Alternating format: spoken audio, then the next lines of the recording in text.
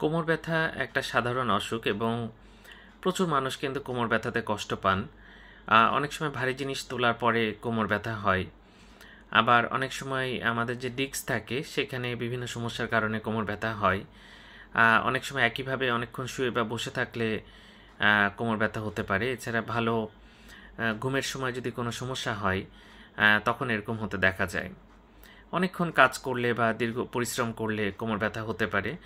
যাই হোক, mechanical low back pain এটি আমরা বেশি পাই এবং এটা কিন্তু ব্যথার ওষুধ খেলে একটু বিশ্রাম নিলে কয়েকদিনের মধ্যেই ভালো হয়ে যায়।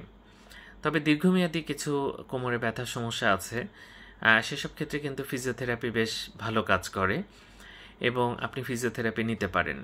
এর ফলে সেখানে মাংসপেশির যে স্ট্রেংথ সেটা বাড়বে, জয়েন্টের মুভমেন্ট সেটা ঠিক হবে এবং আপনার ব্যথা কিন্তু অনেকটাই কমে আসবে। তো ফিজিওথেরাপি আপনি নিতে পারেন, তবে যে ব্যথা হচ্ছে সেটার কারণটা বের করাও কিন্তু জরুরি, যে কি হয়েছে। শুধু অনর্থক ব্যথার ওষুধ খেয়ে কিন্তু আপনি খুব বেশি দিন ভালো থাকতে পারবেন না। ধন্যবাদ সবাইকে।